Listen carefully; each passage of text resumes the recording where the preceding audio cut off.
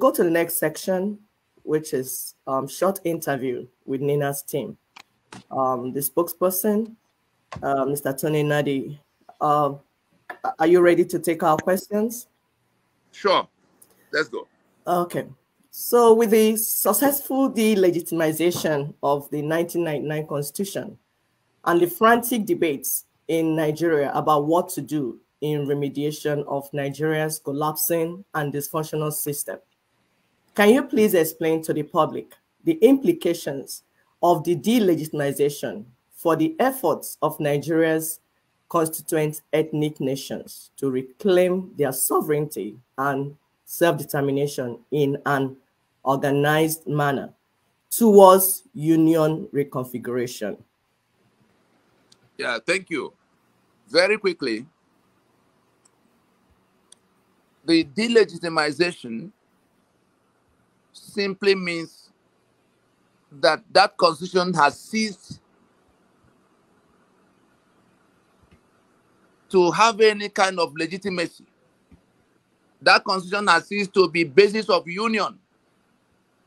The pretense that we have agreed to be in union and we have made out this constitution is at an end.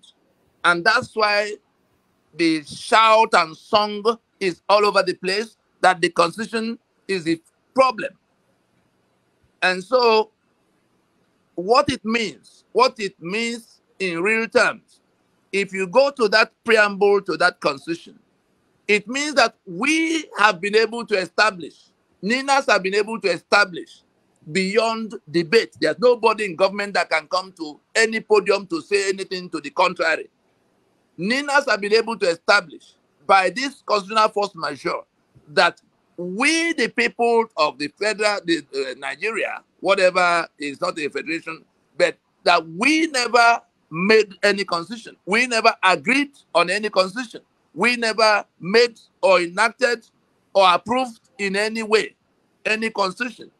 And the implication of that is that we really have no union.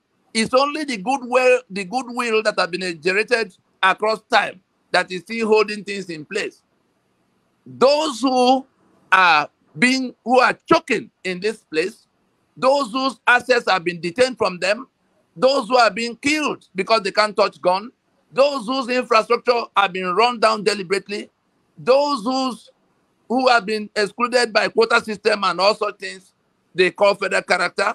You take my assets and you award it to your own, like Dangote, that is now to refine all the crude oil in Nigeria for all of us, because you lock down those things on the exclusive list. Everything that is built on that constitution is now up for renegotiation.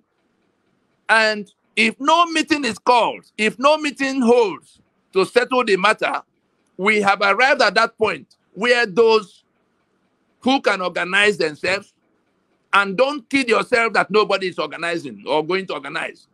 Those who can organize themselves are going to take unilateral actions. And that was why we put it in the force majeure proclamation that if after all of what we're going to do to call everybody into that peaceful solution, they still refuse, we said that we will then reconsider our allegiance to that constitution. Of course, we already said we were tolerating it for the sake of avoiding anarchy, not because we made it, but we say we will manage it to the point where we get to the table of discussion. But if those who are sitting over our heads in Abuja and sucking our blood refuse to come to be part of that process, and they think they can stay the way they've been all the while, then unilateral actions are loading. That you don't need a soothsayer to tell you, because those who are being tormented are not going to fold their arms. What Ninas has done is to remove the barricades. Anybody can, any group of persons can stand up now and leave that prison compound. That's what it means. There's no life left in that constitution. Thank you very much. Thank you.